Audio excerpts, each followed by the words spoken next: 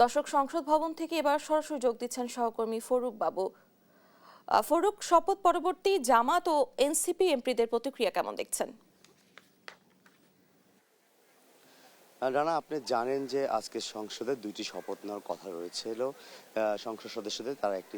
তারা যে এমপি হিসেবে সংসদ সদস্য হিসেবে শপথ নেবেন এবং সেই সাথে তারা জুলাই সনদ বাস্তবায়নের যে বিষয়টা রয়েছে সেখানে হা ভোট জয়যুক্ত হওয়াতে এখানে সংবিধান সংশোধনীয় একটা বিষয়ে সেখানে পরিষদের আরেকটা সংসদে শপথ নেওয়ার কথা ছিল। তবে বিএনপি সেখানে শপথ নেয়নি।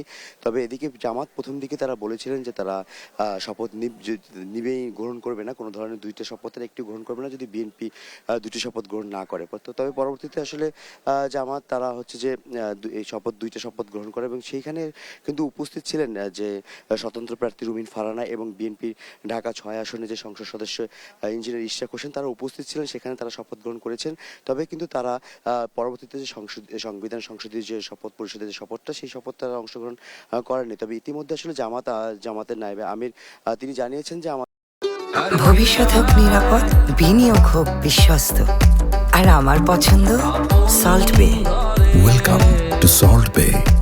আমাদেরকে যে তারা যে এই যে বিএনপি যে সংবিধান সংসদে যে তারা যে শপথ গ্রহণ করেনি সেই বিষয় নিয়ে তারা বলছে যে এটা জুলাইয়ের সাথে কোনো ধরনের গাদ্দারি করছে কিনা সেই সকল বিষয় নিয়ে তারা হচ্ছে পরবর্তীতে চিন্তা করবে। এবং তারা বলেছে যে বিএনপি এই কাজটি তাদের মতে আসলে বিএনপির এই কাজটি উচিত হয়নি এবং তারা সেটা বলার চেষ্টা করছে।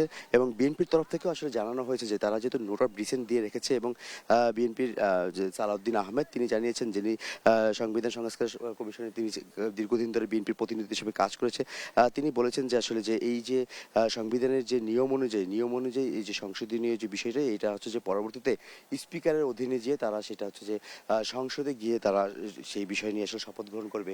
তো এই সকল বিষয় নিয়ে আসলে ইতিমধ্যে হচ্ছে যে সরকারি দল এবং বিরোধী দল তাদের মধ্যে সংসদের শপথ গ্রহণকে কেন্দ্র করে আসলে কিছুটা হলেও মতদূরত্ব তৈরি হয়েছে এবং সেই জায়গা থেকে তারা হচ্ছে যে কতখানি পরবর্তীতে হচ্ছে যে সংসদে কাজ করবে এবং সেই বিষয় নিয়ে আসলে তারা এখন ইতিমধ্যে নানা ধরনের মন্তব্য শুরু করে দিয়েছে এবং সেই মন্তব্যের জায়গাটা আসলে পরবর্তীতে কোন স্থানে যে দাঁড়াবে এবং সেই বিষয়টা পরবর্তীতে আইনি কি জটিলতা রয়েছে এবং পরবর্তী সংসদে সেটা নিয়ে কিভাবে নিষ্পত্তি হবে সেই বিষয়গুলো এখন আসলে পরবর্তীতে দেখার বিষয়। ডানা।